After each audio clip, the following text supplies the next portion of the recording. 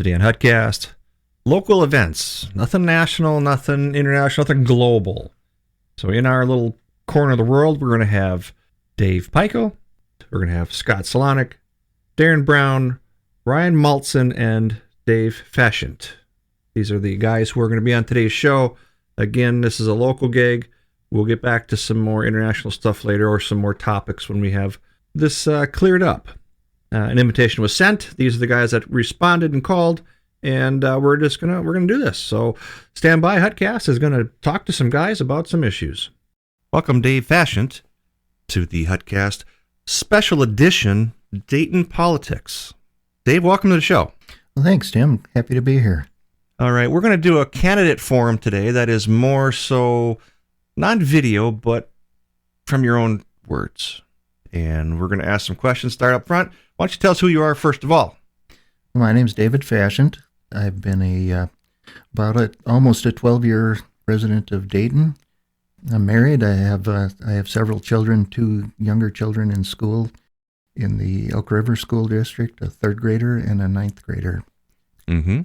And generally, where are you about in Dayton? I live on the Dayton River Road, I call it south of the old village, but it's really more west. All right, so let's have some questions today, and I'm going to have all the candidates with the same type of questions, and I'm going to kind of run off the citizens page because these questions got leaked. One of the biggest things I threw out there on the page, and I said, do we really know if you have a need or a want for something in city? Now, to mind comes the fire guys, and they want the ladder. And, as an EDA chair, I look at this and go, we have buildings that don't even extend over 45 feet, 50 feet max. What's your thought on the $2 million ladder truck? The fire truck, the fire department in general, I think that, we have needs for them. I don't think we've ever paused or questioned anything that related to safety for the firefighters themselves. Some of the things that we've done in the existing fire stations as far as air quality and those kind of things, I think those are the kind of things that we have to be on top of and not overthink. If we're told that they're needed, we should move ahead on them. And I think that we also need to pay attention to the statistics, because I'm not a firefighter, so I don't have that expertise. We've got to depend on the people that are advising us on what's needed and when, but we don't have to just look locally. We had a fire study done a few years ago. There's lots of great information in that, and it points to NFPA codes often in that report, and I find those very useful, being kind of a code-based guy myself. Based on my background with the hospitals, we dealt with a lot of different NFPA codes, and there's good information around that. How big your population should be before you need additional fire stations, or how many fire stations. That's one of the things I think we need to be using to guide us in that regard. As it relates to the ladder truck, that report does not recommend a ladder truck at this time. I would suggest that at some point that probably is something that we'll need, but I don't see that on the current horizon. Understood. So you kind of covered the 3rd fire station. You kind of covered the fire truck. How do you want to manage some growth in this city? I mean, can you manage it? You can manage it. You can't eliminate it. I think there's some desire that we could just put a hold on growth in Dayton and keep things as they are or as they were, and that's not one of our options. We're the city government, we're the local government, and we have masters at a higher level. The county, the state, and particularly the Met Council have a lot more to do with our ability to control and manage growth than what we do locally. But there are things that we can do, and I think there are things that we need to do. One of the things I found quite disappointing was when I learned that our growth ordinance, the city had one, expired in 2016, and we haven't had one since. That maybe explains a little bit of the land office sort of growth that we've had the last few years. Our comprehensive plan was developed around the idea that we would grow at a rate of about 120 homes.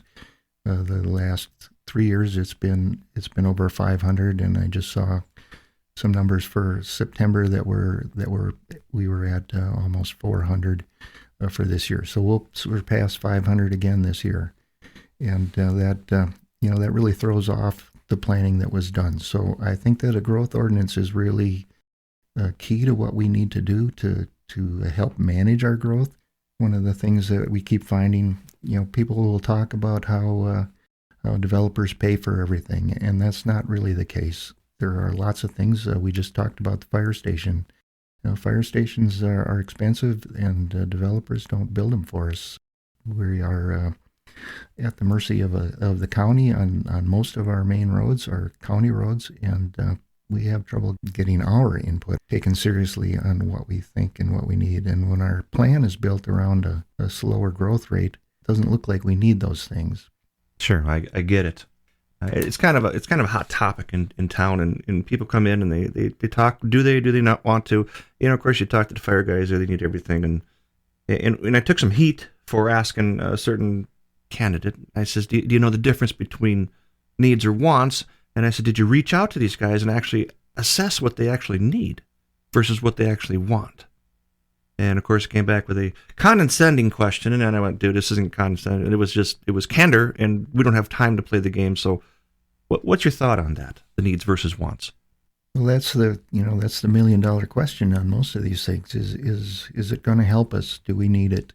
Does it have to happen? We will continue to need to spend on capital equipment. By that, I mean buildings and machines, people that things need to do their job. We see on an ongoing basis with the Public Works Department, as we grow the number of roads that we've got, the city has to plow them, the city has to maintain them.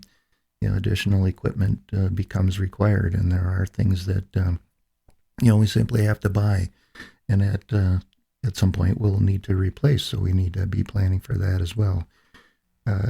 The hard part is in some of this is when you don't have the expertise to directly assess whether something is needed, then you have to depend on the people that are advising you, and that's where it gets difficult. I think that we've got, with our new fire chief, we've got somebody with a great deal of experience.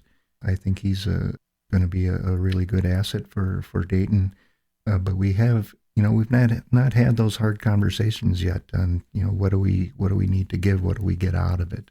Understood. You went to the roads function. I'm going to switch some gears. Dayton has a lot of problems with north-south. They have nothing north-south. And roads are going to be a huge issue in this city because, first of all, we don't have enough pipe in the ground to get everywhere. What's your thought on those roads, north-south? Well, again, I agree with that. We've got Brockton Lane and we've got Fernbrook, kind of. There again, we've got this issue with, how do we get the county's attention on things? But the reality is we lack that north-south transportation. And I think that's got to be, part of our long-term plan to really address that. Timing-wise, what's difficult, the city can't take on that kind of debt, on its own. We don't have the population to support it, and it's, so then we wait for development to pick up the load on some of that, and we've got a lot of land that's not on the plan. It's post 2050 is where it's staged, and so some of these things are pretty far out. I think we need much better collaboration with the county to help us address these things and ultimately pay for them. But we do have an issue there, and we need to really be thinking about it because these things take time to solve. Copy that. All right, shift to next gear.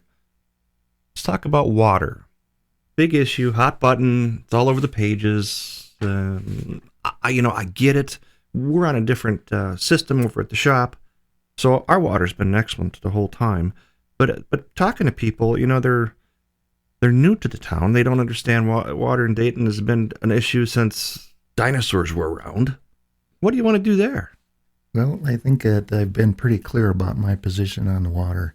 I think it's that it's time to solve this problem. And the water we're really talking about is the municipal systems in the Old Village and in North Dayton, which was the system that was put in the mid-2000s.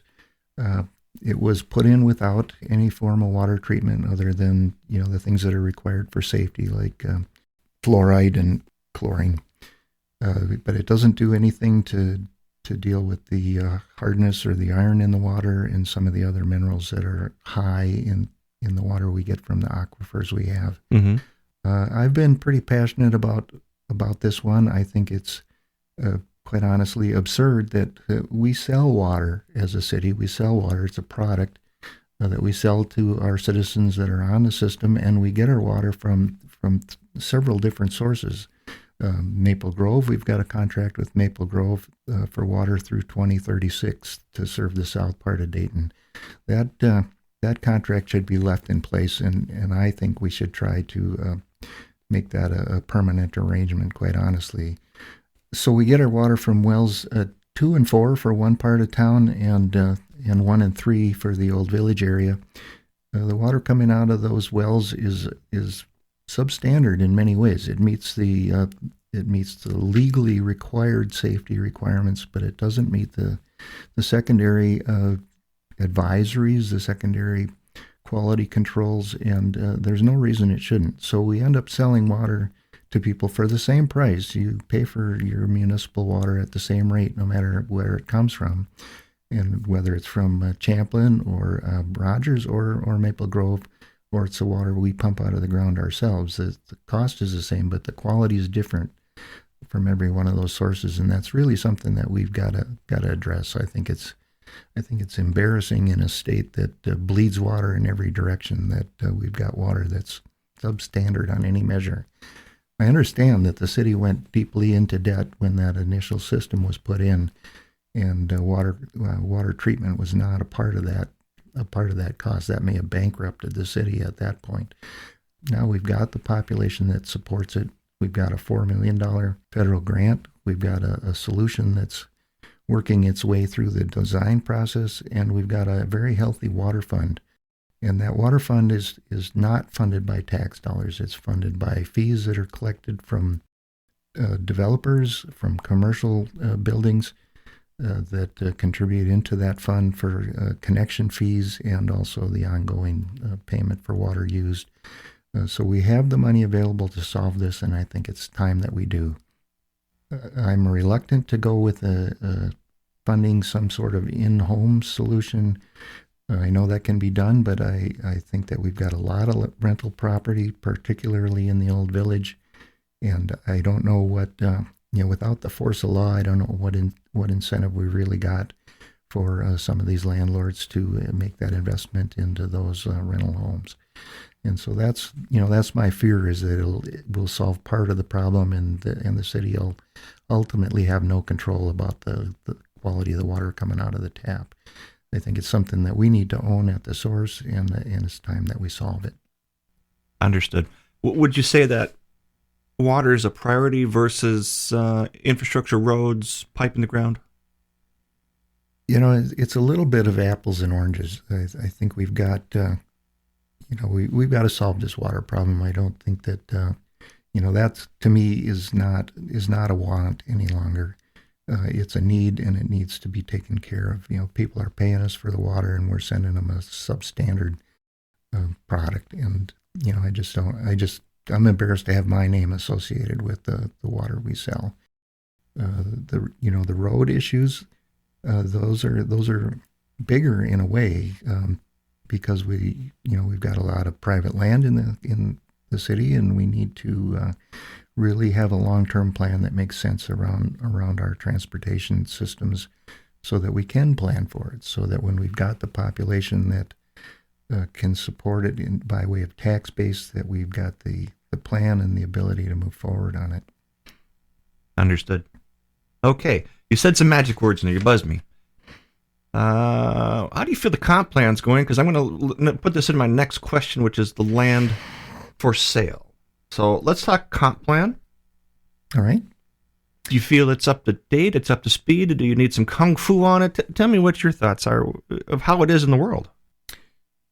Well, the comprehensive plan was really built around us growing at a rate of 120 homes per year. We've done, nothing like that. 5 years ago, we were in that range, and maybe it made sense when the plan went together. But without any sort of management around growth, we have really caught fire, and so the plan is out of step with reality at this point. The population projections are off, and where that really hurts us is that all of the planning was built around that. So our needs for wells, and I'll give a quick example of that. We're in the process of drilling a test well for well number 5. That was not expected to be needed for another 6 or 8 years. But with the growth we've been experiencing, that we're behind. We were short on water. We had a pump failure on well number 4 this summer, and it put the city in a bind on being able to deliver water to the area served by that well. That's just one example of where the infrastructure planning, was based on a number that we're not coming anywhere near using. I think we can do some things that brings that housing growth number down. It's not going to go to zero. It probably isn't realistic anymore to think it will be at 120 unless the economy really falls apart. But Okay. But we can do something to control that. But also we need to recognize the reality that we grew faster than we expected to, and so all of our plans are off by several years worth of growth because we stuffed it all into the last 3 years. We grew more than we expected to grow over the next 10 years. So that's the reality. We're off on that on infrastructure, and we're off on that on transportation planning as well. Things that we shouldn't have needed until we were at a population of 10,000 or more. Well, we're there, and we need to address them now. So that's part of the challenge of being on the council today, is that we have to look backward on this catch-up kind of stuff, and then we also have to be planning forward at the same time. I'd like us to get caught up on kind of this backlog and then have a better plan in place for how we move forward, and that's the comp plan. Sure. Okay. A lot of farmers in Dayton, a lot of growth they want to sell. This is their exit strategy is farming. They want to be on the beach somewhere sipping pina coladas. However, with this growth in land use, are you supporting the guys that want to sell? Or because I know that some guys are running on that platform. Well, I don't think that the city should be in the business of telling people when and if they can sell their land. Now, when it can be developed is another story. We have a staging plan, and that's really the tool that tells people, when their land is available to develop. It's not the same thing as telling them they can't sell, but that's it's a different message to the developers. The developers, of course, are looking for land that can be developed today, not in 20 years or 30 years. And so the value of the land changes depending on where it is in the staging plan. But the farmers that want to get out of farming, I've talked to a few of them, and I understand, that driving a tractor down Dayton River Road or down Fernbrook, is really dangerous, and you don't make any friends doing it, which is kind of unfortunate because the farmers were here first. So they've got some real challenges in what the viability of farming is in Dayton long term. I think that depends to some degree on how fast we allow ourselves to grow.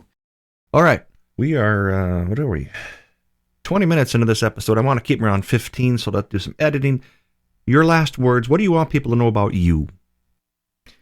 Well, I think that what I've shown over the last year and a half almost of my time on the council is what I bring to the table is number one, honesty, a high degree of integrity. I'm also very used to and willing to collaborate with folks.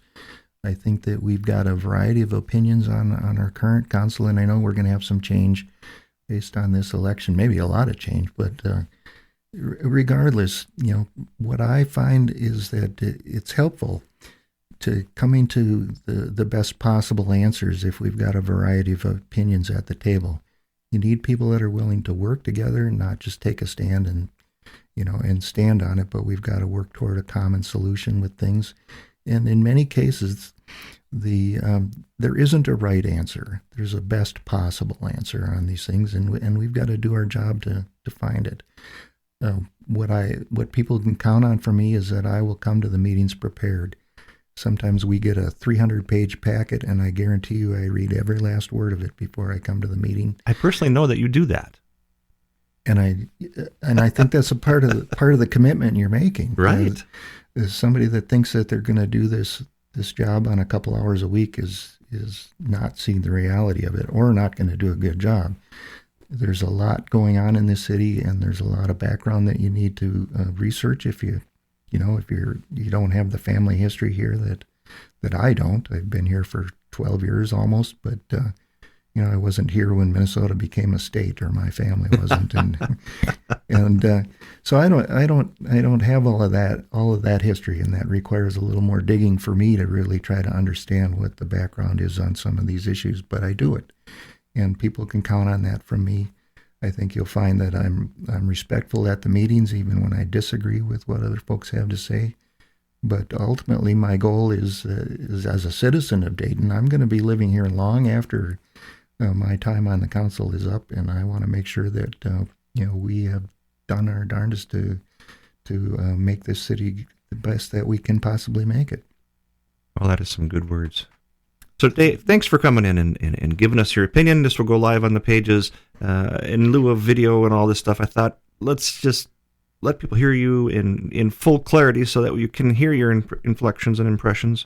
Anything else to add? No, I'd just like to thank you for the time, Tim. Getting the word out about myself. This is not my strongest suit, talking about myself, but I bring a lot to the table with my experience, my work experience, and just life experience in general. I guess I think I have good judgment on things, and I will do the best I can for the citizens of Dayton, and I hope that translates into some votes.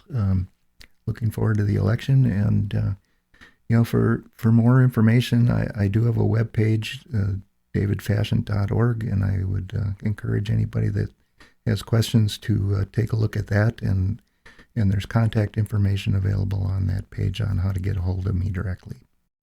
So I am asking for your vote November 8th, and I approve this message. Thanks, Dave. All right. That's it for this one. We'll hit you on the next one. Stand by. Welcome to Hutcast Category 2. Candidate number 2 in the studio today, Ryan Maltzen. Ryan, welcome. Hey, thanks for having me, Tim. It's really exciting to be here and get a chance to talk about Dayton. Okay. So we just left another interview, and we're going to start out with fire trucks, fire stations, fire trucks. Tell me what your thought is in the city of Dayton. Do we need? Well, I think there has been a lot of talk, the last few years about our fire situation and our fire coverage. So talking about fire trucks in particular, I think we've got a pretty good set of fire equipment around Dayton at the moment. I think the biggest concern lately that I've been hearing is more around response time. So I don't think it's necessarily a direct lack of equipment. I think it's more a lack of placement of our fire utilities. And I don't think that necessarily equates to more of anything in particular. I think it just comes down to better planning. In regards to fire stations itself, I think it's about time that Dayton at least consider the need for a fire station to be placed a little bit closer to some of our current development. However, I think that we could look, instead of equipping a full third fire station, I think there's some other alternatives in there as well that we could consider, considering the majority of the nature of our fire calls tend to be medical or non-fire related, with only about 5% of our actual calls being fire related. And so being able to reduce our response time by putting the fire station in a better equipped spot, I think would really result in a reduction in those response times in the end, and then maybe repurposing one of the existing stations to be something like a medical response or an EMT facility that we could set up a partnership with North Memorial or one of the other larger medical response services to kind of cover that 40 to 50% need that actually is arising for most of those fire calls. I think there'll be a need in the future potentially for stuff like additional fire equipment, like a ladder truck. But I think that need comes down the road when we start to actually see tax revenue from the places that those needs will arise from, and when we start to see more of that development actually occur than has occurred now. So I think the need is still a bit premature at the moment. Certainly understand that, because a lot of things on people's minds is, if we do get this, how do we pay for it? And that's kind of a real thing. The connexus is out there that we took some heat when I asked a certain candidate online. I says, do you know the difference between the needs and the wants? And of course, he took it all wrong, and I put it out there as it's candor, not negative feedback. It was just, okay, have you sat with these guys? Have you sat down with the chief? Have you sat down with the public works and say, okay, what's a need? What's versus a want? Tell me your thoughts there. Yeah, I think it's really easy, especially, and to not knock the people that are in those positions, but when you come from the public works or the fire department, it's really easy to blur the lines between those needs and those wants, because some of those hit really close to home, and you can see real benefits from some of that additional expending coming into play in your department, but they may not actually constitute needs, or at least immediate needs. I think in the future, a lot of the things that we're having conversations about will equate to needs. It's all a matter of prioritization of those needs and spending when the time makes sense and when we've got the funds available. So right now, I don't think we're in a position, the size of Dayton being what it is, and the budget being the size that it is in Dayton, to start looking at these huge capital expenses as just a pure need for the community right now, without justifying what that's going to do to all of our other ability to manage our finances, to keep taxes relatively mitigated, and to ensure that we've still got flexibility in our financial future. Because if we overcommit right now, we could really reduce our ability to be flexible when those other needs start to arise, and that will put us in a position of having to accrue additional debt or look for different ways to generate more revenues that may not be in line with the values of the people around Dayton. You said a buzzword, and that buzzword was growth. Talk to me about growth. What's your vision? What's your plan? So I think that the growth around Dayton needs to be better planned and better managed. For many, many decades, growth was a very small topic in Dayton because it was a very mitigated growth. It was small communities, small developments popping up throughout the course of Dayton, but never really exceeded, in most cases, about 100 homes per year at any point in time, with the exception of a couple small peaks here and there. But for the most part, it averaged anywhere from about 50 to 120 houses kind of at its peak for many, many decades. And so that was where most of our future planning documents were kind of using as a target for our budgeting and for our development, which means that all of the infrastructure and the financing and things to support that future development is being based off of that, 80 to 120 homes a year. When all of a sudden our growth ordinance disappeared in 2016, and we were allowed to move outside of those planned bounds of that 80 to 120, and we started spiking in the realm of 400, 500, 600 houses potentially a year, and saw that there was some ability to sustain that growth rate. That put us in a really awkward position, because now we start directly feeling the impacts of all of that extra growth. We don't have the money sitting around to start really planning, building out the infrastructure needs for that, and doing things that we can to really, again, mitigate those impacts on the rest of the citizens around. And so we've been kind of suffering underneath those growing pains and that lack of planning. And I think that until we get to a point where we have determined that we're ready to deal with that kind of growth, and that we've got the finances available, and that the people have really started to warm up to the idea, which I don't think is coming anytime in the very near future, I think we need to find ways to control and mitigate some of that growth until we can get our head wrapped around the rest of the impacts that it has already caused to our community, and put plans in place to make sure that we can mitigate those impacts going forward before we start opening up that floodgate again. What's your 2 cents on the roads situation? It's been a big topic. Everybody's talking about it. It's stirring the pages. Talk to us. We've had a lot of interesting challenges with roadways. One of the benefits and one of the detriments to Dayton's road system is that we have a lot of heavy county involvement on a lot of our major roadways. Everything from Great River Road, which is a nationally protected roadway, to 81, to Brockton, all these other major county roads. Fernbrook has been coming up a lot lately because all of these roads are starting to encounter a lot heavier traffic. Part of that is due to other communities around us building and people trying to flee out of the cities and using us as, a bypass to get around things like 94, 169, and some of these other troubled, areas. Some of our communities are popping up in different areas that don't have other good transit routes to get to, and so they are using whatever county road they can to get there, and it's causing a lot of extra stress on our roads.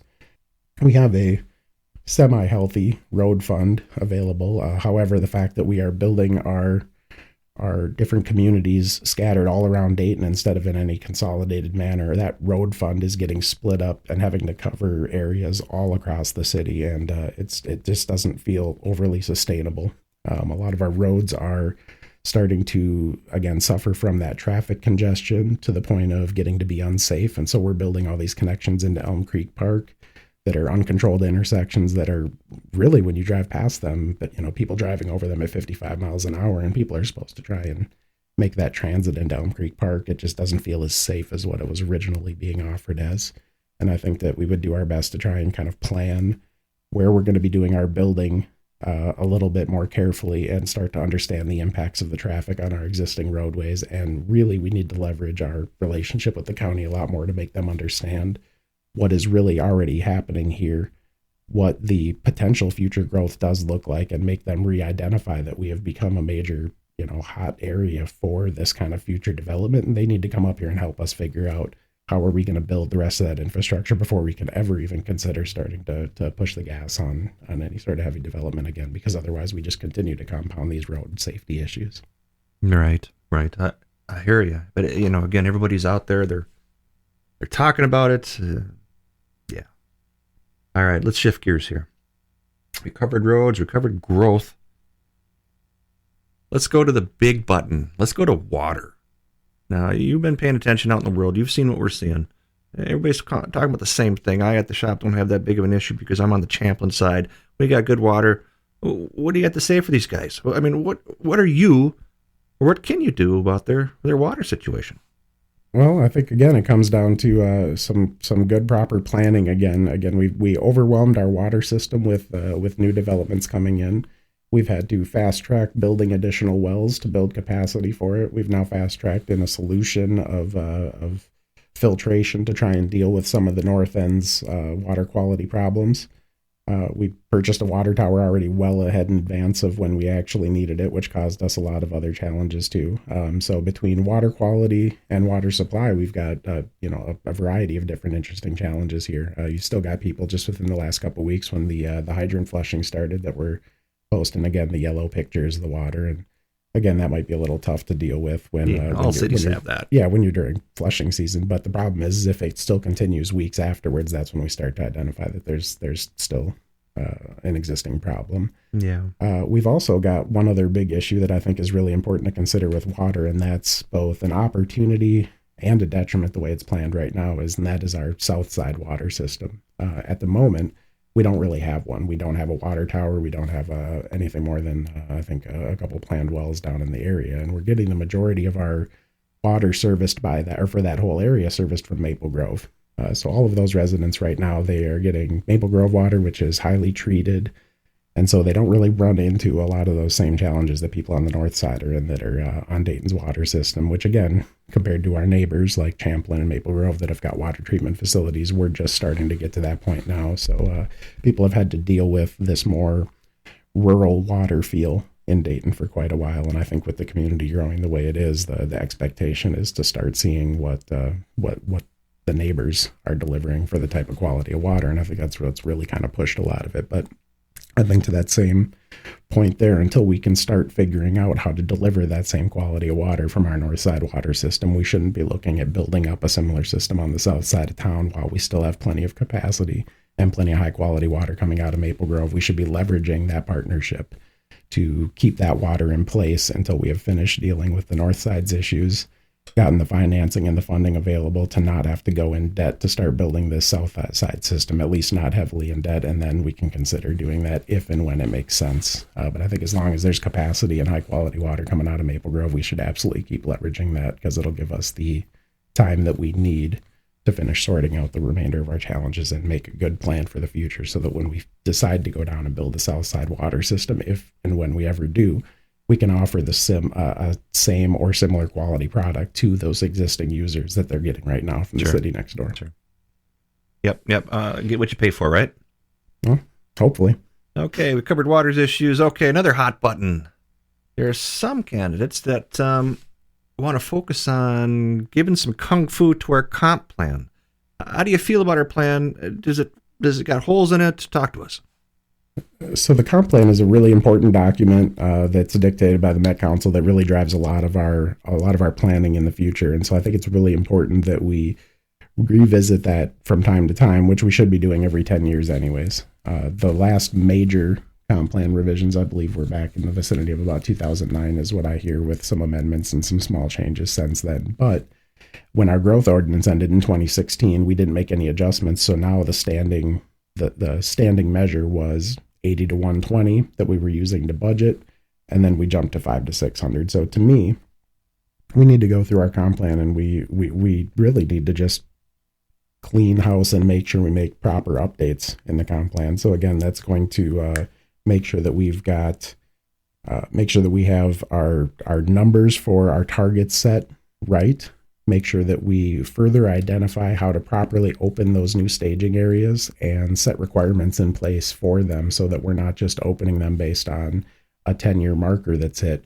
We're opening them based on when Dayton can actually accommodate the growth that will come from opening up that staging area, because that's actually a realistic requirement then, and a very realistic set standard that we could follow that would set us off on a good path, rather than just, hey, this next 10-year segment is coming up. We better all of a sudden get together and make sure that we've got our ducks in a row so that we can handle whatever's going to come, because as soon as that marker hits, that area is open, and we've seen that there's definitely a desire and an appetite for continued development, especially in this northwest corner of the Twin Cities. You hit the next buzzword. Are you ready for this one? I'm ready. Land use for farmers. The guys who want to sell, move on, chapter B of their life, however you want to put a label on this. These guys have been farmers in our city for decades, centuries, since the dinosaurs roamed the earth.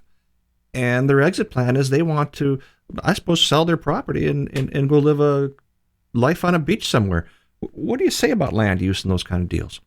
Well, I think that we need to separate a couple major things too, and that's their wants and their desires from what the actual land use planning should be around town. I don't think that any of our land use planning around town should be based on the specific needs or desires of any one property owner, multiple property owners. It should be based on what the city can handle and what the city's value and visions are.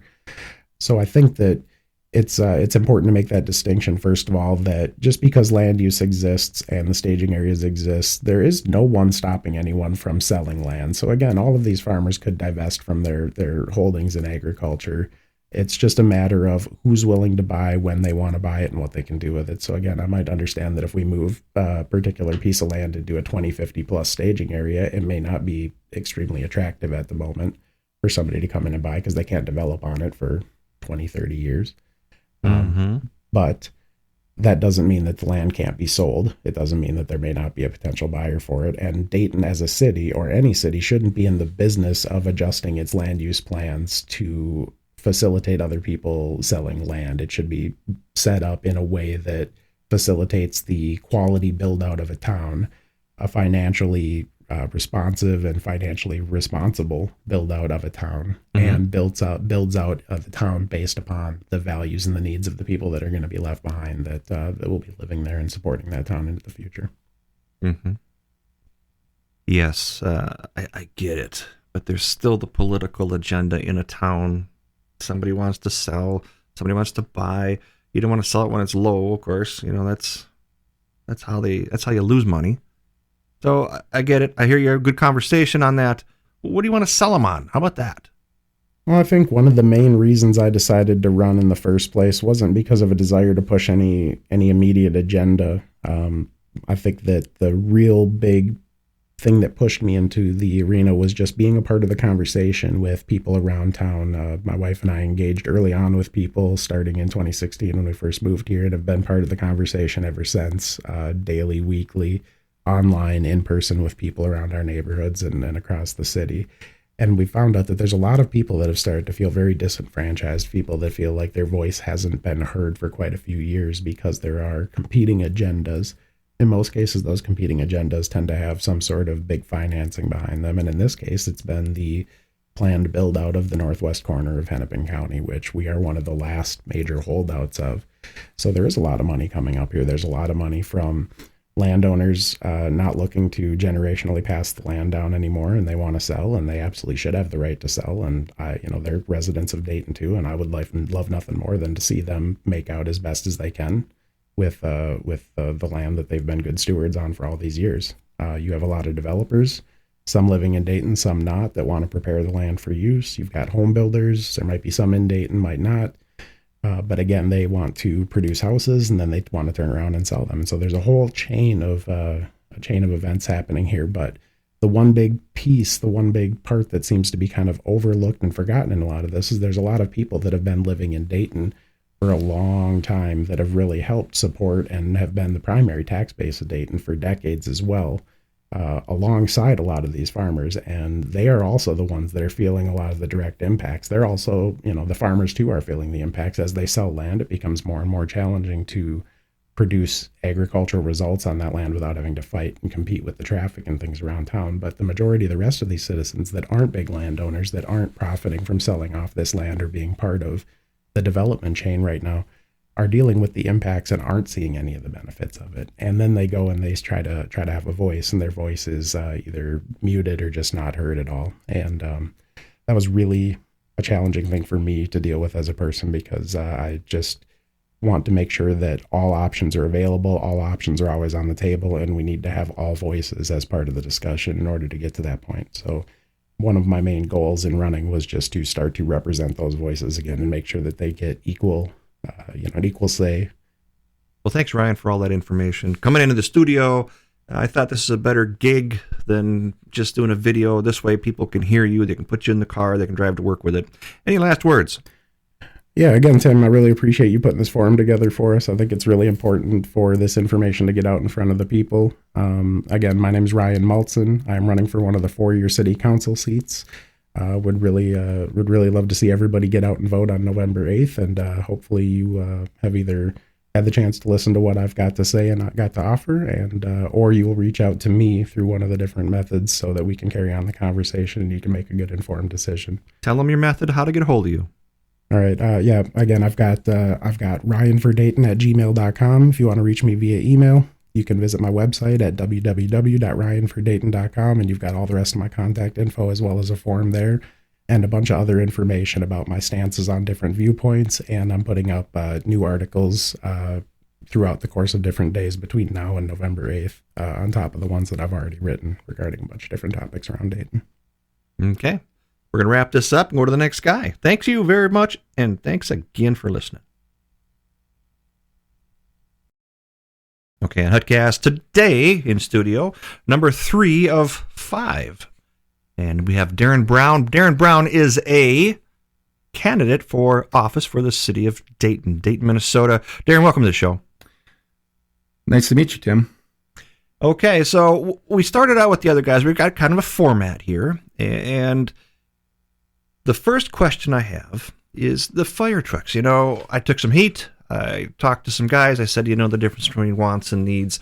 Do department heads have the need or the want? Can they articulate that as a council member?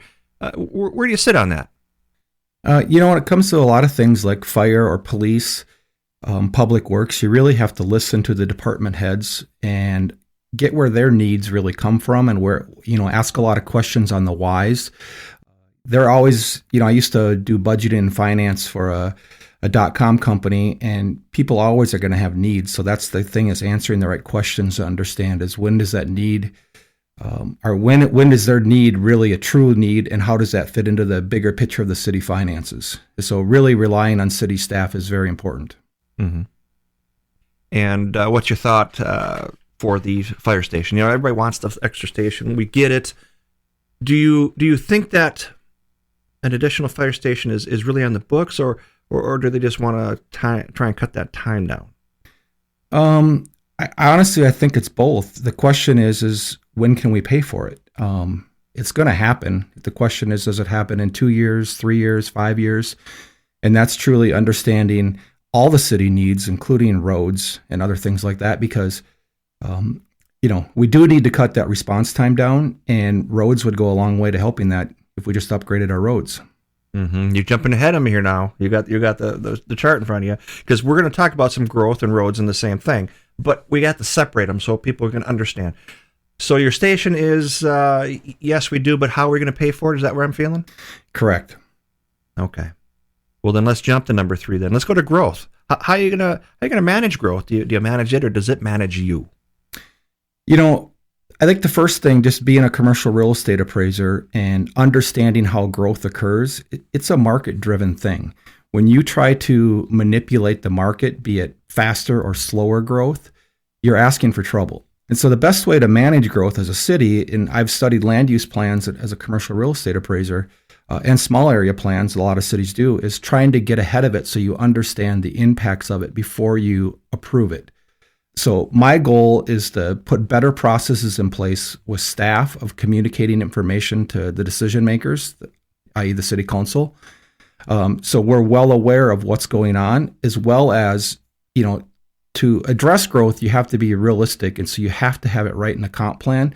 Otherwise, you're going to be chasing yourself like we are now. Our comp plan needs updating, and that's why we're chasing growth to try to manage it, and we're reacting to it versus, being prepared for it. Mm-hmm.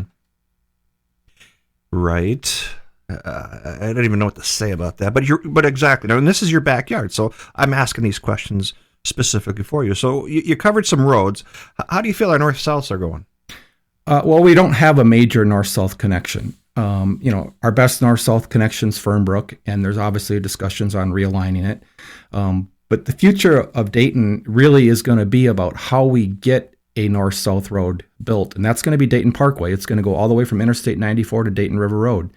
It's going to take time, and it's going to take planning efforts, but I'm a firm believer we need to start those planning efforts immediately, because it's the future of our city. We can't understand the importance of whether we realign Fernbrook Avenue or not until we truly understand what Dayton Parkway is going to look like and its timing. And its timing will be related to growth projections. That road is going to be so crucial to, I know a lot of candidates want a more diversified tax base.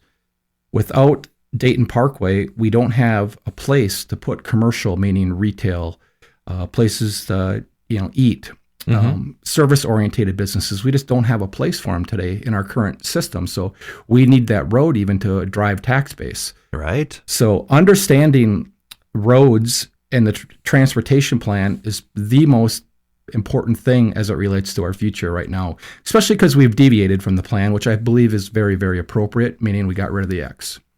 Oh, okay. So the X is gone. What's your thought? I know the state level, I got some friends down there, and they are trying to get funding together for this bridge crossing. Are you familiar with that? I'm not familiar with where they're at. I know that there's been talks for many, many years of a bridge crossing. I'm not against a bridge crossing. I don't know if I see a complete value. The biggest value I see to Dayton is it'll allow planning our future so much easier, meaning that we will know exactly what type of commercial uses are going to go where.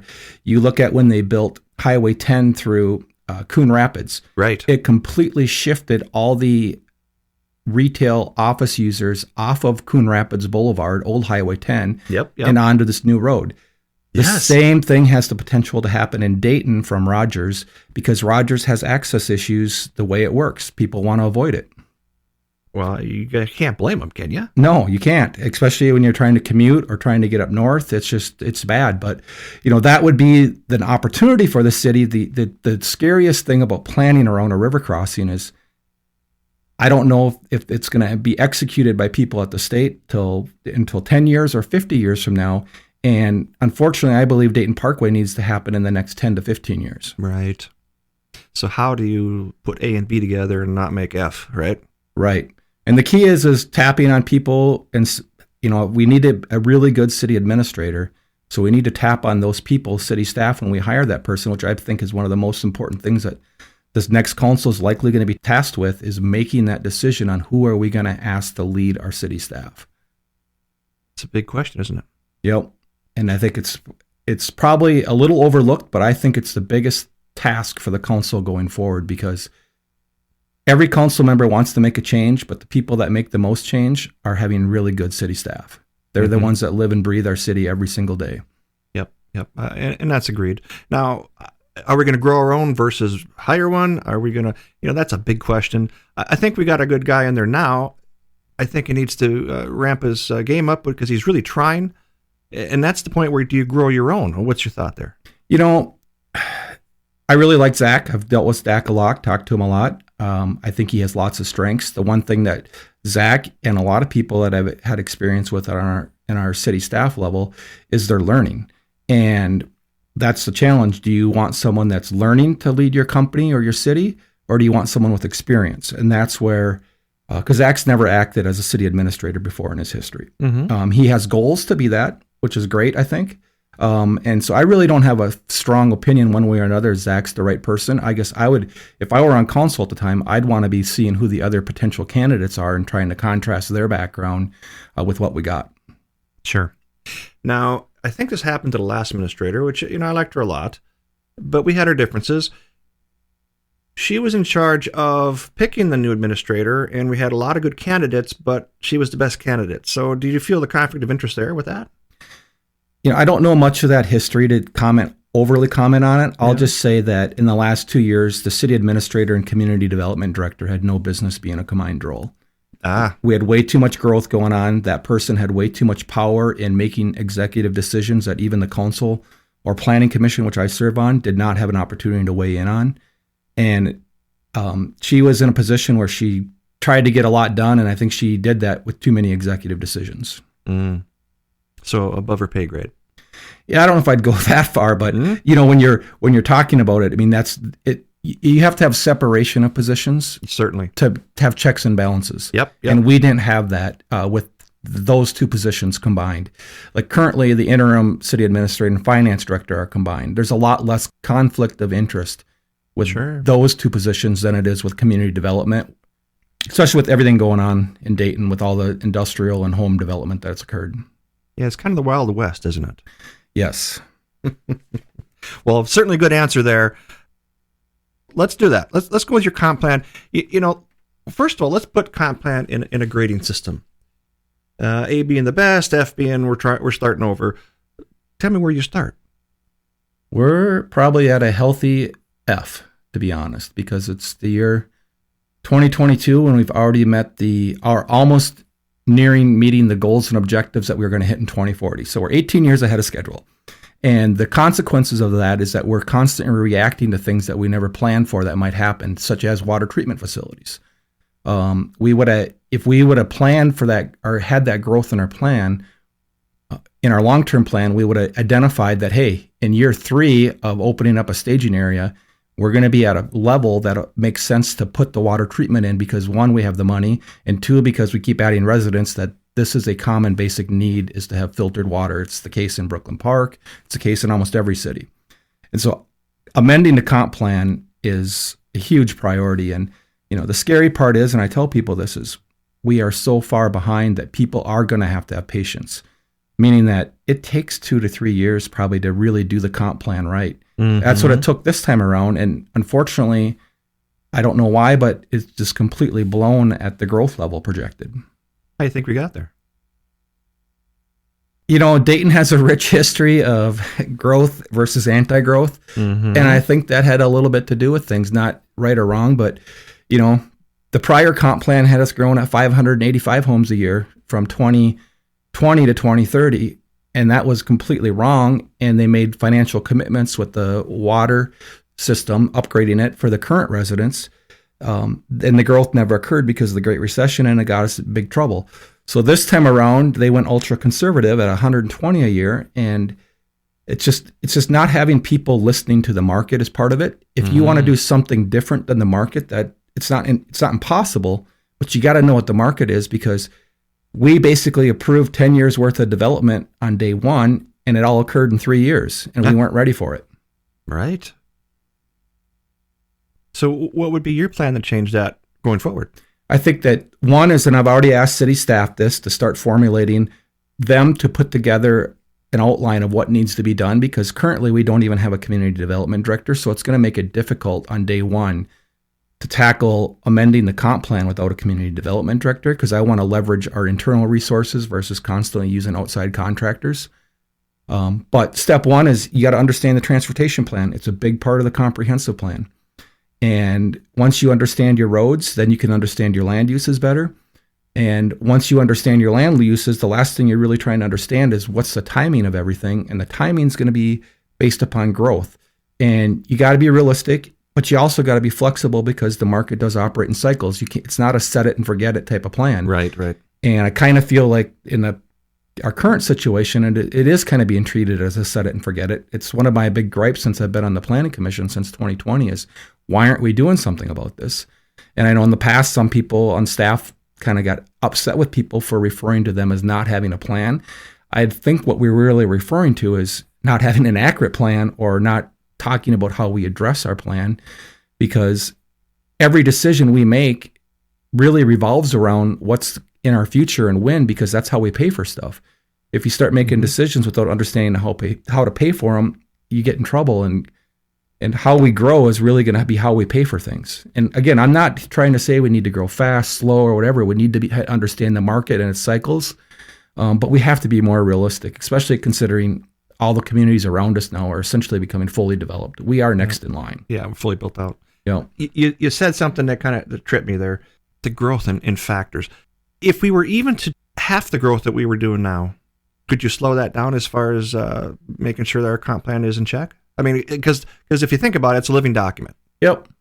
Our comp plan is a living document. It changes. It has to change. Because like you said, set and forget don't work. Correct. Every city amends their comp plan. This is not abnormal to amend your comp plan. Okay. In fact, growing cities are going to be more, and this is why we need a community development director so bad, is growing cities are going to have to amend their comp plan more, because you start figuring things out, and everyone has good intentions to get it right the first time, but then you make a minor tweak like they did with Dayton Parkway. Mm-hmm. They already changed the alignment in our comp plan, and so now all the land uses got to change and be reevaluated. Mm-hmm. And, there's things like that we need to get on top of.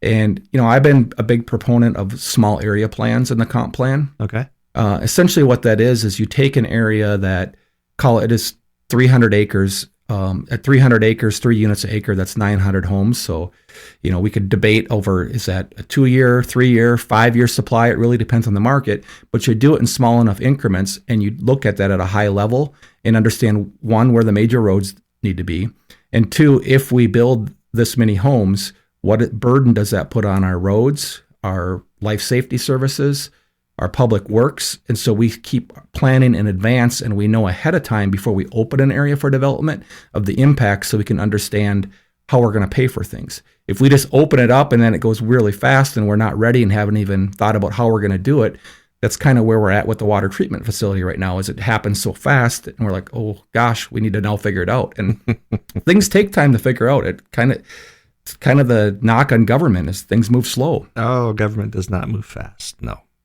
But you did trip my trigger again, and you said water. You were listening to the pages. You got the pulse on the city, and you listen to both of the pages, and you see these people posting, looks like mud, and there's tub. Yep, yellow water. Yeah, and what are you gonna tell those guys? I mean, how do you fix those guys to say, look, this Dayton has always had crap water, and now we need all this equipment in place. What do you got for those guys? The best thing I would say as a city is we need to be very informative from day one, and not have any, like, as a city, we need to take this responsibility, not put this on the homeowners or developers, or is that we need to have a plan. So when I build my home and I know I have yellow water, is that I know what the city's plan is to filter it, because someday it's going to be filtered. Every city has filtered water. The question is when can we pay for it? But as a homeowner, that might influence if I put the $500 filtration system in or I put the $5,000 filtration system in. Because, we just really need to get out in front to the residents so they understand they can make informed decisions on what's best for them, given what the city has in their plan how to fix something.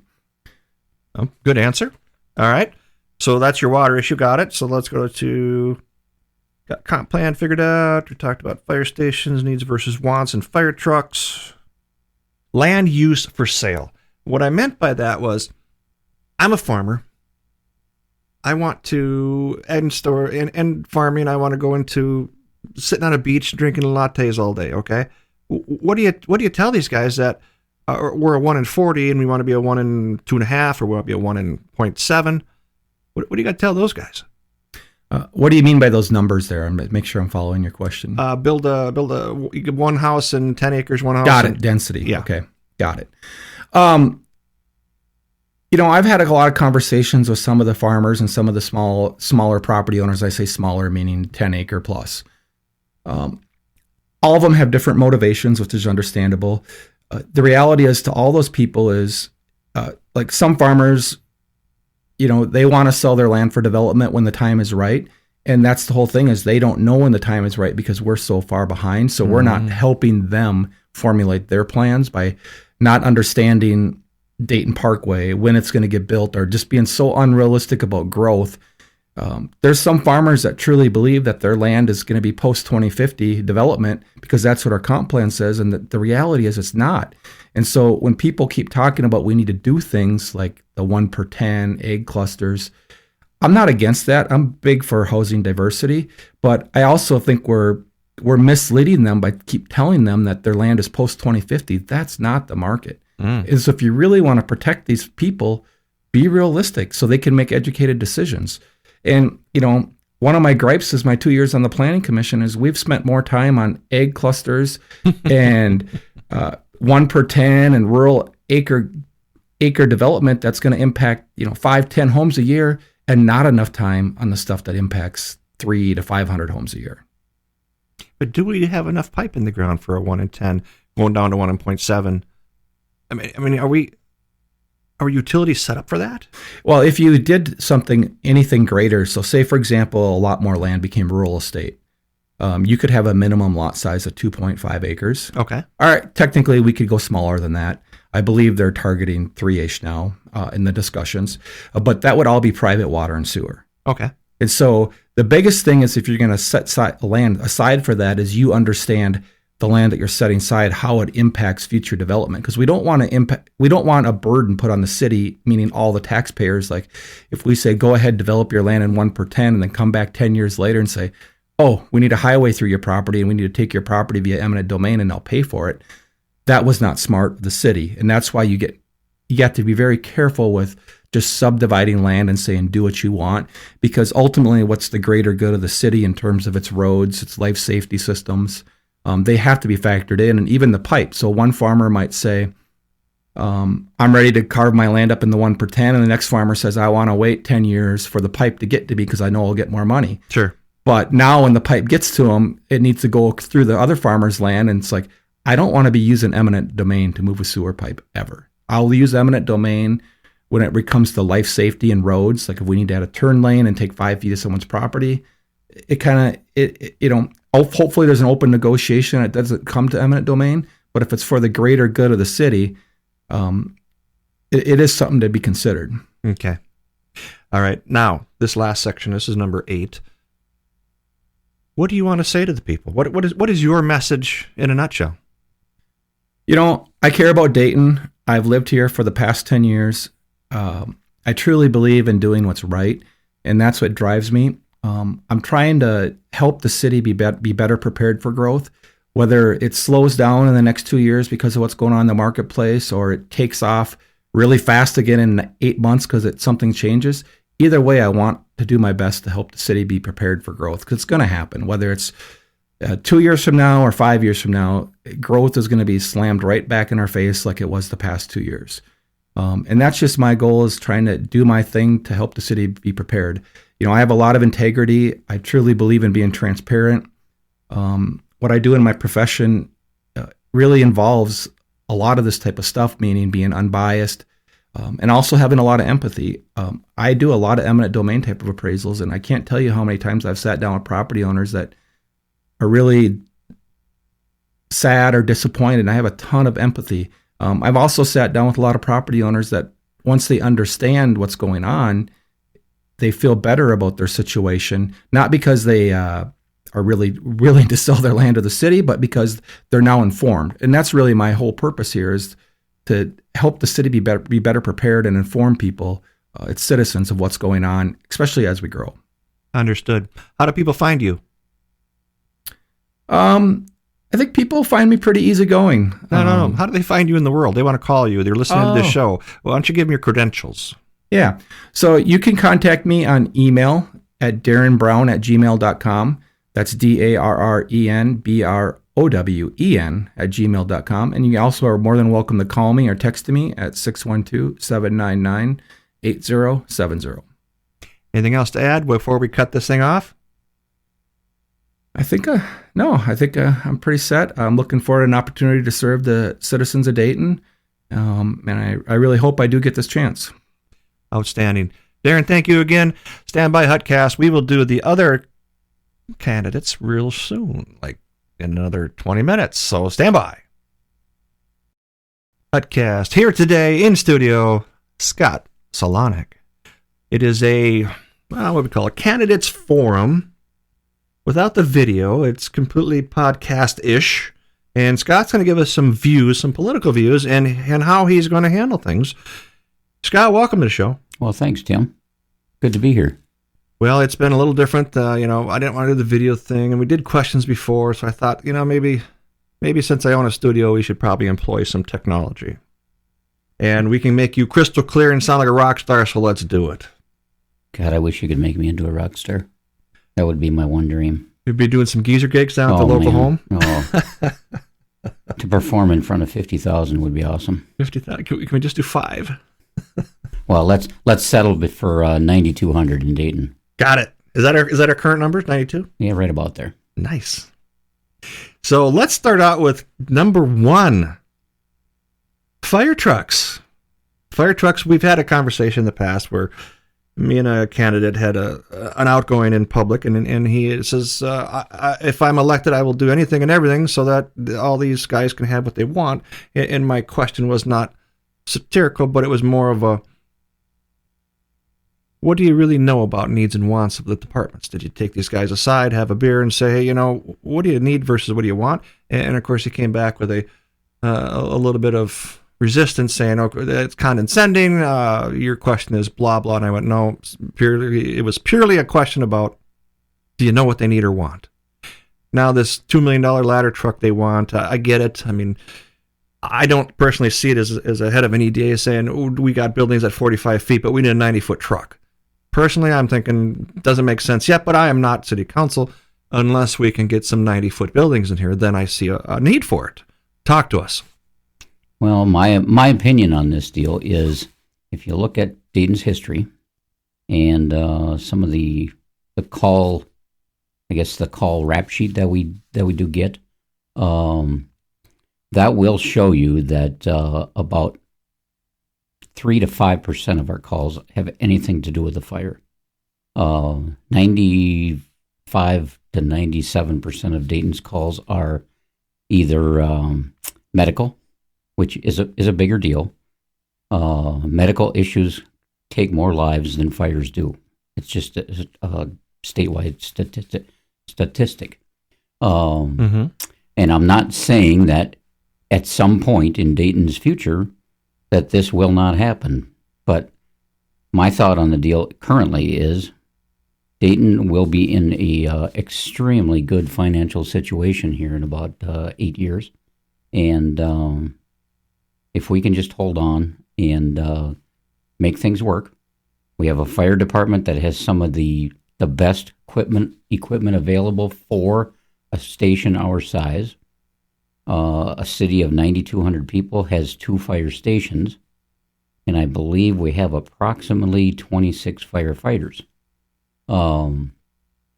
So it's not like our hands are tied and we can't handle things. response times, I believe, are in the 17-minute area, right in that area. However, what construes that a little bit is that fireman is given 10 minutes from the call to get to the station. So, I mean, you can dice it up any way you want. So we're talking 7 to 8 minutes of actual call time from the time the truck leaves the station. Like I said, down the road, there probably will be a need for it. But if you look at what Dayton has compared to other cities, we are actually sitting as good or better than other cities in population-wise. I see. So then let's ask the next question with that conversation and the end of that one. Fire station. Do we need 3? Do we need 2? Do we want to turn one of these fire stations into because our calls are medical? Should we do a medical station, shake hands, partner up with a line of health, whatever it takes? Doesn't that make more sense? In my opinion, you're spot on that. I would support a medical station with either North or Alina. I don't believe Alina does them. So it would be something with North, some sort of a station, and there again, I don't have any kind of a cost, but just methodically say that a medical station is $2 million versus a fire station in today's money, $20 to $25 million fully loaded with the equipment that it would take to man that. And I don't mean man by people, I mean by equipment. Outfit it. Yes, there you go. So yes, I would support a medical station before I supported a fire station. And to elaborate on that a little bit more, Dayton, and I touched on this a little bit ago, 9,200 people, 2 stations. And I have not actually done the math on this, but Maple Grove. Okay. For some reason, our staff and people compare us to Maple Grove, and I don't know why we are compared to Maple Grove like we always are, but because Maple Grove has an unlimited checkbook and 75,000 people. And a lot of commercial. A huge amount of commercial and 5 fire stations. Well, there's why. So Dayton, 9,200 people, 2 fire stations, and the checkbook is nowhere near that. However, if we're just a little bit more patient, things will start coming along. Right. Okay. Covered fire trucks, covered station. Let's go to growth. That is number 3 on our list. The growth of the city is on everybody's mind. The people who were here for 20 years kind of wondered why we got guys after that, and the guys who are just moved in 3 years ago still want to maintain this. I don't want to grow, but they were the guys for. You see where I'm going with that? Yep. So how do you tell the new people that you can't do growth when they were the new people 3 years ago? Well, there's no secret. Growth has really skyrocketed over the last really 2+ years. We've been real close to that 500 units per year, residential-wise. Okay. But most of that growth happened probably 5, 6, 7 years ago. So prior council. Correct. Yeah. Okay. And some of that, and Dayton needed to do something about 7 years ago because it was to the point where if it didn't do something as far as create revenue, they had some financing here that would have backfired on them severely, and we were pretty much put in a spot. And that spot was either open the doors and make it very attractable for the builder, or somehow come up with a $30 million debt package, So the doors were opened. Builders got carte blanche. Whatever you needed, we need you here. And that happened for probably 4 or 5 years. Today, we're at that stage, and in my opinion, where we could be a little bit more selective with what we do. Okay. So we'll be in a better spot in a couple of years. Is that what you're saying? Well, I think we're in a pretty good spot right now because some don't like it. Dayton was at a pivotal point here where either you keep on building homes for money, or we just expanded in the industrial area quite hugely here over the last Probably 2 years, 2.5 years. Due to the expansion of the interchange, of course. Absolutely. Without question, that certainly is going to bring that on. If we didn't build it, they won't come, right? Right. Absolutely. Without a doubt. But that industrial park, in 8 years, Dayton will reap $1.65 million annually in taxes coming to Dayton because of the 6 buildings that are being built right now. So when someone says we don't need commercial growth, here's a plane out in your face. Wow. That's a big deal. Yeah.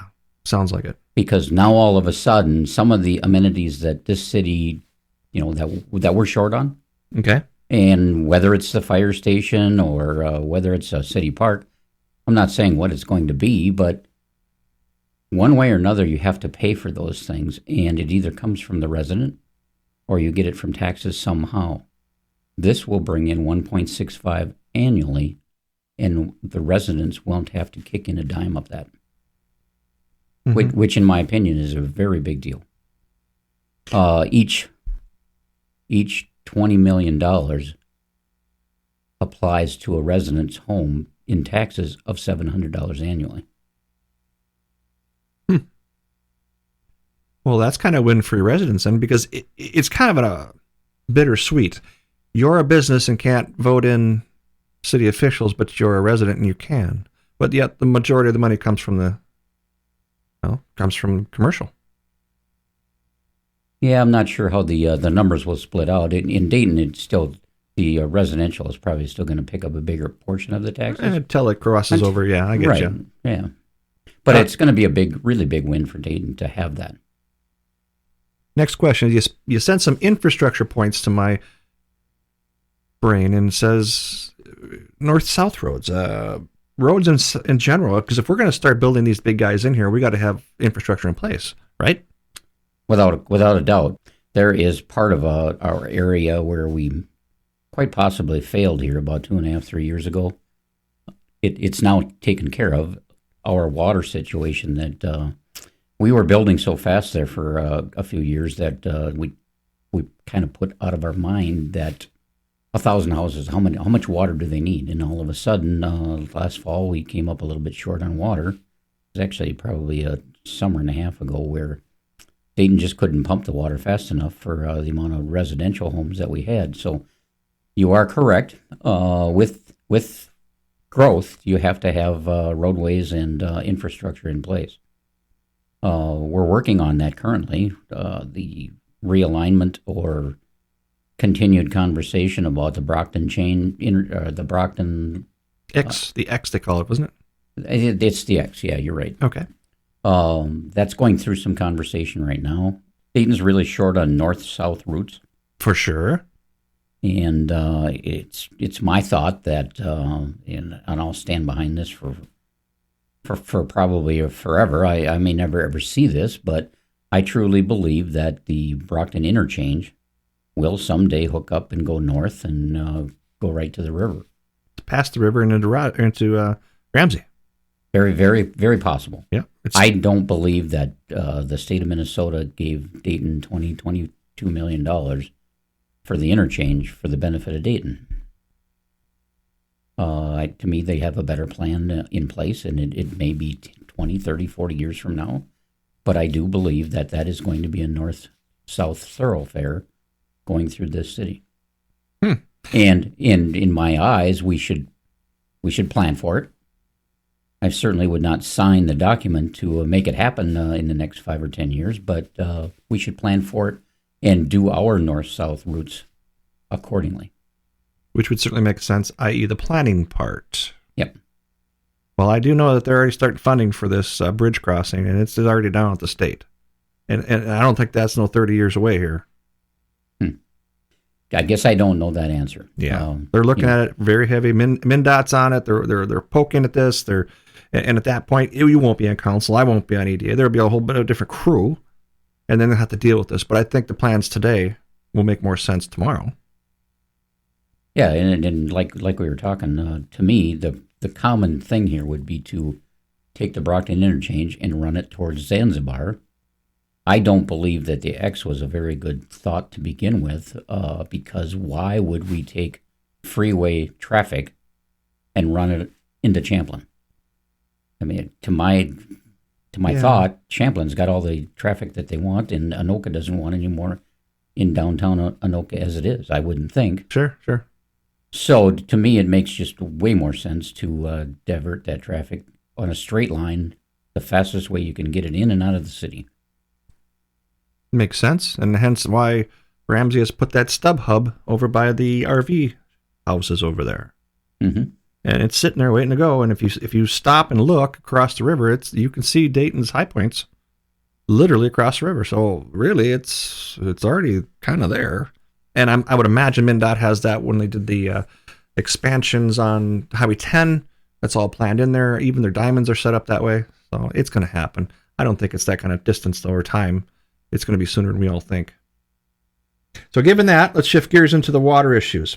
Now everybody's opening. You listen to the pages. You're on a hate book with me. We see all the mud coming out of everybody's tubs and their sinks. Is that part of your infrastructure kung fu? Yes, we just in the last probably a month, I think it was, agreed on council that we would do what's called a filtration system, waterhead treatment facility. The state gave we got some funding, some federal funding, I believe it was, that gave us $4 million to go after this.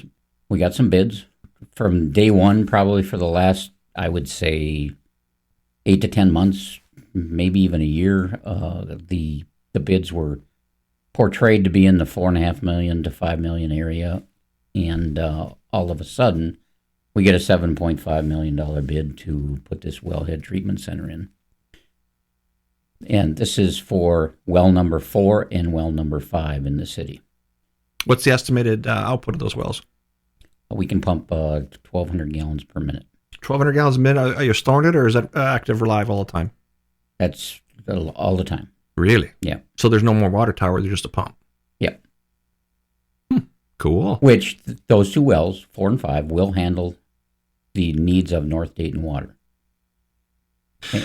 North Dayton is which housing development? Is that High Point Park and all those? That would be the Hayden Hills, right. the Riverwalk, that area north of, I'll say South Diamond Lake Road. Okay. Well, then that's a heck of a plan, then, isn't it? Yeah, with fingers crossed. I asked the question from the company doing the treatment plan that this will take care of the iron in the water, because Dayton's water is very high in iron. Very. And I can't blame any resident. I have my own well, and I don't have that issue. However, I would not stand for that. I mean, you're paying some of the highest water bill fees in the area, and you get water that kind of looks like a Mountain Dew. Yeah. Okay, shifting gears. Comp plan. Is it behind the times? Is it in front of the times? Is it managed properly? Tell me your thoughts there. You're talking police station. Comp plan. Oh, comp plan. That is going to take some reworking. Okay. Without a question. First off, once we, and I believe we have council support, that the X is a problem for the transportation side of it. So in any changes to the comp plan, you do need to do an amendment to the comp plan. So yes, that will be happening. It probably is to be realistic, I guess I would say 6 months out before those changes would be enacted. I see. Oh, it should be done, because it's changing. Not, it's not right. That X has been on the map for, I think since about 2000. I want to say about 2010. Nobody's really paid attention to it. However, our former city administrator and everybody's going off of that plan. And the current alignment for the Brockton Interchange and Dayton Parkway included that plan. And it is my opinion that should have been shifted a little bit farther east, because right now it's going to run into 117th and stop right there. Someday that will be finished, but that's what's going to happen now. And when you have an issue where there's an error in a plan, I mean, that should be amended right away and fixed. Sure. Living document, like everything else, time changes. Yep. Time changes everything. However, all of that changes with every new council. There's new opinions, and I mean, every time. So, I did interview someone here that asked me if there was a update to add more council members. Have you heard this? I have not heard that. I guess I never thought of it, but it wouldn't. I mean, do you have 7 people instead of 5? I don't know. Would you get stuff done, or would it be more of a conversation about a conversation? And if you have that with a bunch of comp plans, what do you do then? In my opinion, the more people you have at the table, the harder it is to get something done. Yeah, without a doubt. Without a doubt. But sometimes you need those different opinions to give you a meniscus of the total of what you're really seeing. Yeah, that's where you can all of a sudden, and we've done this a couple of times with this current council, is have a joint meeting with like the planning commission and kind of trying to hammer something out. Or you get some of these other ideas involved. Right. Okay. Number 7, ready? Yep. Land use. Land use for farmers. What do they want to do when they sell? Stop farming? Is it their exit strategy? Talk to me about these guys and what they should be, looking to do. Well, to my knowledge, most of the farmers in Dayton ag land is no longer, and this is not the right way to word it, but it's no longer ag land. This the property now is so high a value that the taxes will crush them. And I believe most of the larger landowners in Dayton would sooner put it into residential lots. Okay. I mean, that will be coming now. However, again, going back to our comp plan, there's not a lot of buildable in current staging land available left in Dayton. I think we are currently at about 500 homes that can be plotted in the current staging area. Then we go to 2030, 2040, 2050. Okay. What does that mean to these guys out there who are going to sell that? I mean, is it... I get it what you're saying, the tax is going to eat them up and then they can't afford to keep it. And, who knows what happens then. But should government be choosing these directions for these guys? Well, somewhere along the line, you have to have some sort of a guideline per se or scale, because you couldn't take Dayton and all of a sudden just open it up to every area as buildable. We don't have septic pipe in most of these areas. Right. Anything beyond 2030, there's no pipe there. And even some of the 2020 area, pipe would have to be extended there, and that's where the developer would come in and put it in. So you have to have some sort of a guideline to stop massive development. If you don't have the infrastructure, you certainly can't just Katie bar the door and open it up and let them come in. Go crazy, right? Right. Mm-hmm. Well, then that's pretty spot on, right? But they got to have their plan. So if that's their exit strategy, I mean, more power to them. Absolutely. I don't begrudge any landowner for cashing in. I think every resident in Dayton would do the exact same thing. As they should. I mean, that's part of capitalism, isn't it? I mean, if you got 100 acres and you can get $7 million for it, why wouldn't anybody not do that? Yeah, and 10 years earlier, you couldn't get $70,000 for it. So. Right. Well, I would grab that as well. All right, so let's go to number 8, your message. What do you want people to know about you in a nutshell? I mean, what do you stand for? Well, I would hope after 6 years on council, was on from 2012 to 2016, then took a four-year absence and was appointed in 2021. I would hope by now people know that my deal is watch expenses. The one thing people can't afford in this world is interest. If you have the money and have the revenue to back it, then I don't mind spending money. I'm very thrifty, and some would call it ridiculously thrifty. Wasn't the vernacular I was going to choose, but go ahead. At any rate, straight common sense. I say it like it is. I don't sugarcoat too many things.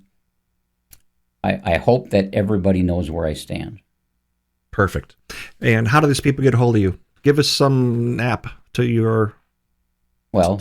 Anybody that wants to can certainly call me, 612-850-8684, or send an email to my city email, Scott Salonek, City of Dayton. And you can find that also on the website. So if you want to get a hold of them, that's how you do it. All right, let's see. Number 8 is your message. Dayton is at a very pivotal point right now. And if we are just patient for another 7, 8, 9 years, things are really going to change around financially for Dayton. Dayton in 8 years will be debt-free. Interchange taxes, or I shouldn't say industrial taxes, will add $1.65 million to the coffers, which is going to enable a lot of amenities that residents of this city would have to pay for otherwise. I'm Scott Salonek. I approve this message. I am asking for your vote. Thank you. All right. Thanks, Scott. Welcome, Hutcast. Final one for the day. We have Dave Pikal, City of Dayton candidate for the Dayton City Council. Welcome, Dave. Hey, good morning.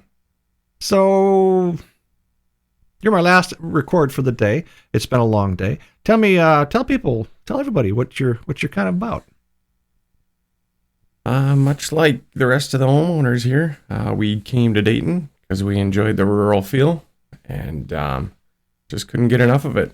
Found a little house and some plot of land and figured this is where we'd start the future of our family. Awesome. Now, you are going to run for which seat? I'm running for the special 2-year election seat. Okay. And in this election seat, how would people call you? I mean, you got a website? Yeah, davefordayton.com. Cool. Let's light this candle, and we're going to start with our number 1, which everybody else had to answer as well. I mean, didn't have to, but they chose to. Fire trucks. Now, we in the city of Dayton have a 45, 50-foot limit on building growth, and the department wants a ladder truck, and I get why. But I don't know why we need them quite yet and how we're going to pay for this. Talk to me about fire trucks. Great question. So in the city of Dayton, I guess the key thing there is mutual aid response with the surrounding cities. Maple Grove, Rogers, we support them. They support us in this instance. Do we need a fire truck today? I would say no, due to the fact of the mutual aid that we have already. And purchasing a new fire truck would just continue to put our city in debt at this point due to some other reasons we'll get to later in the podcast. And let's back that question up with our number 2 question, the fire stations. And we have 2 now. What's your thought on the fire station? 3rd fire station in Dayton, or are we just going to put one down so we spread Station 1 and Station 2 out with this new station, or are we going to keep all 3 in service? I don't know. Are you asking me or telling me? I'm asking you what's your opinion on that. No, we got this wrong. I do the asking, you do the answering. Fair enough. This is about you, and I want people to know your thoughts on it. Fair enough. Do we need a 3rd fire station today? Not at this point. My concern is the spending that it would cost. Due to recent council meetings, it was discussed how would they financially purchase this $20 million building, or total sale would be $20 million to put gear in and put fire trucks in it and get the firefighters in it. Mm-hmm. Now, if we did that today, it would bring up our taxes per person $700 on the median price home of $430,000. So if the cost of your home is greater than that, your tax increment for next 20 years would go up $700 or more dollars, depending on the price there. And one of my stances is not increasing taxes at this point. And with the benefit of our mutual aid that we have, again, they would assist in the coverage that we needed and any major fire or emergency needs. Good answer. Let's go to number 3, which is growth. Everybody's got this buzz going on where, hey, the guys of yesterday don't want tomorrow's here, and the guys from tomorrow don't want the next generation here. I mean, you can't stop that. How do you want to address that, the growth in Dayton? Good question. Growth is inevitable, like you said. It's going to happen. But with strategic planning, we can do a better job of it. We don't need to be smashing 6 and 7 houses on a 1 acre plot like they're currently doing. We can actually spread that out and give people an acre or more property for these 1 and 2 houses. The builders are coming in because they see dollar signs. And it's real interesting that if they can build 4 houses on 1 acre plot, but if they build 5 or 6 acres going over the median, they get fined only $1,000 to build this extra set of houses on this property due to our standards and policies that the city has in place today. Okay. So these standards and policies, are we in check or are we out of check? Because there's going to be another question here about that. Currently today, we're out of check. Not in every scenario of the builders that we have going on currently in Dayton, but along the way of the building there, but another buzzword, these McMansions that are coming up, they are out of check more often than not. Got it. Okay, you said some buzzwords there. Growth. Now, in the growth, roads, we don't have enough north-south roads. And with the interchange coming in, give us your vision on our roads. I mean, what do you say? Another good question there. Roads are a problem within Dayton. We have some that are crumbling apart, and with the recent building and the new residents coming to Dayton, another problem is, jamming up on these side roads. And a lot of these side roads, like Fernbrook, that's actually a county road. And the current council has addressed it with the county many times about expanding and enhancing, but that's fallen to no avail on the county's ears, which is sad. So they're leaving it basically in the city's hands, where our hands are financially tied. We don't have the funds for this kind of stuff and expanding. Mm-hmm. If we put north-south roads in, let's take a 10,000 foot level view. We pave Zanzibar Lane, which is currently gravel, and we punch a road through like the big Dayton X that was on the original plan. Just a keynote there, it's being changed. Okay. 2023. Anyway, so we build that up. You'll be able to see Dayton's from Otsego, Dayton's from Elk River, Maple Grove, just shooting through our current little city will become a flyway. Much like if they actually put the bridge over in the future across the Mississippi and put everything into a 4-lane road all the way down to the new Dayton Parkway. The bridge. Mm-hmm. Yes. Okay. So you just want to, I mean, you're going to, what's your plan? Are you kind of for that or against it, or where are you at on this? Well, that rolls back to one of the initial comments of keeping the rural feel and why we're here. Do we need to pave the roads today? In my opinion, no. We need to fix our current infrastructure where roads are falling apart at this point. If we were to pave those roads, fix up some other existing roads, adding some trails to it, then I do believe we'd be better off suited infrastructure-wise versus going through and creating these new roads and creating traffic jams on the current roads that we have. Mm-hmm. Makes sense. Sounds logical, doesn't it? To me. Okay. Well, this is all about you. So this is what you want to portray. Mm-hmm. All right. So we are going to go to, you said some infrastructure. Let's talk about our water. It's been a buzzword all day. What do you think about our water?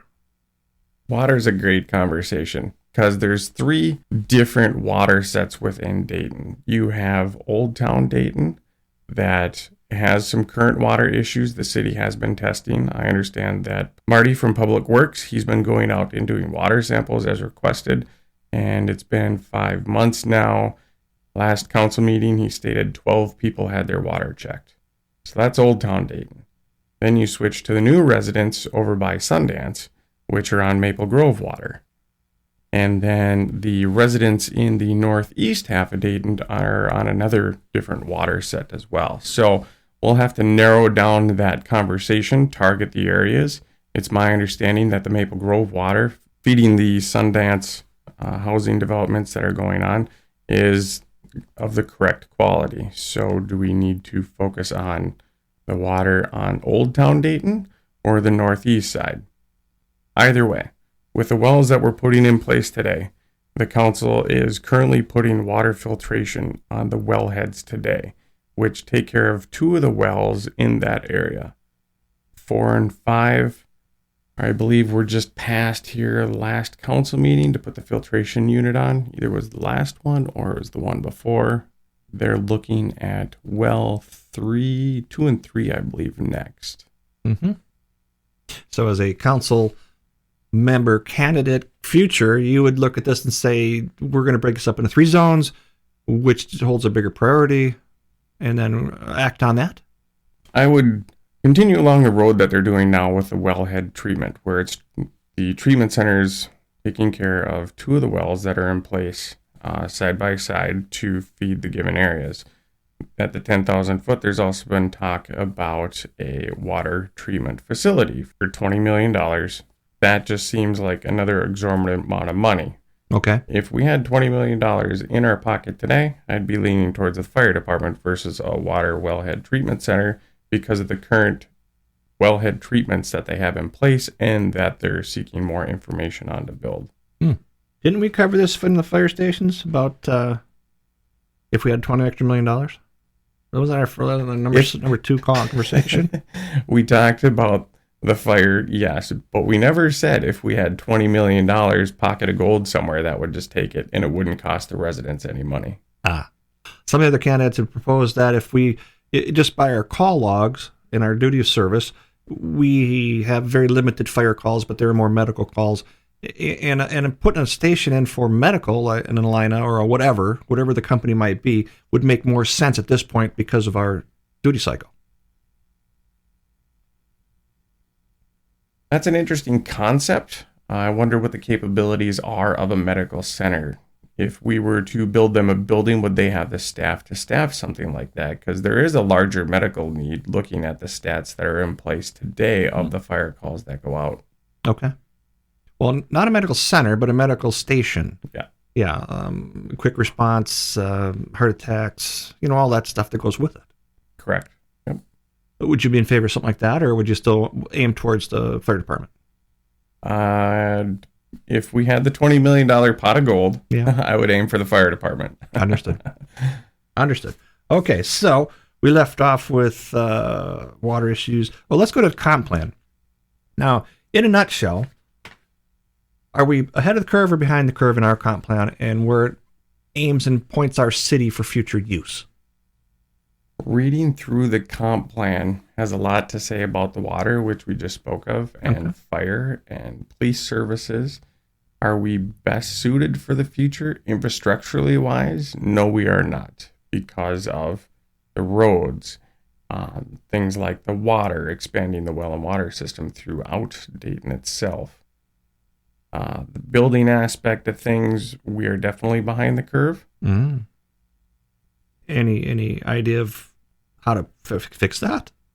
The building aspect, I didn't know if there was don't remember if there was a follow-up question to that. Okay. Well, I can move this to the next one. So you answered your comp plan. I got you. And now let's talk land use.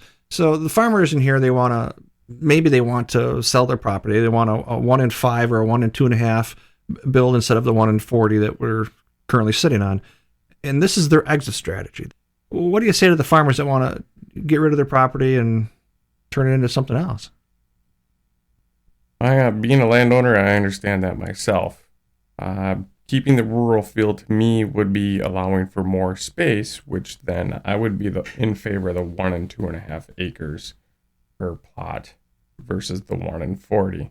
Yeah. And that would hold on to the more rural feel. That would be giving the residents, more room to stretch out instead of the backyards packed on top of each other. They'd have their own independent well system, own independent sewer system. If a guy wanted to put up a 60 by 40 shed and build cars, he could do that. Just seems like a better resolve all the way around for the building. I understand, money and land prices, and it's the farmer's exit strategy to move on. I have complete respect for that.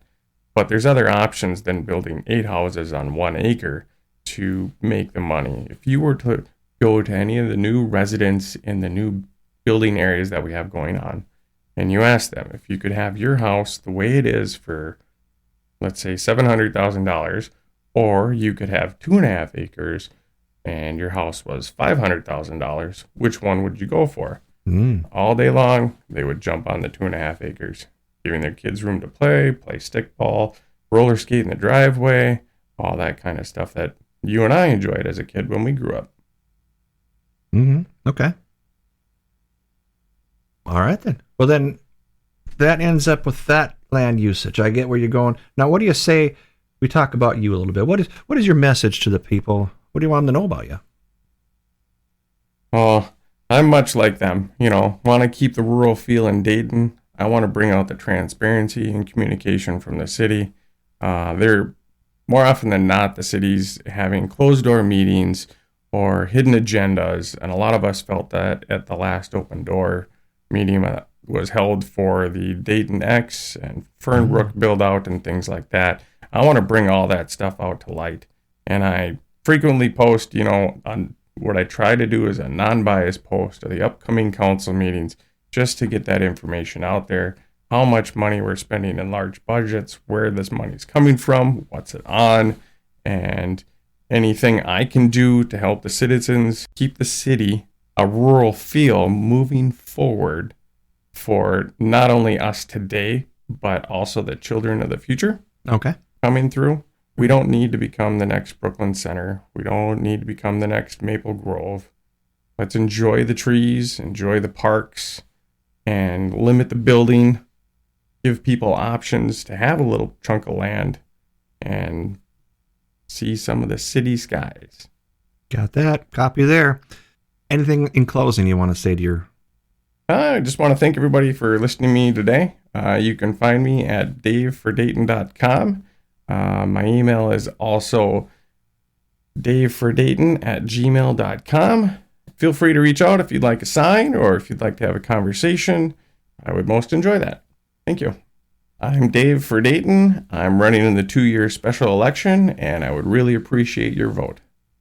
Dave, thanks for coming into the studio. I'll put this out on the pages. We've invited everybody. Only 5 of you showed up, but that's still a lot of people. Your last one for the day. I'm getting pretty tired, so appreciate you coming out and doing this.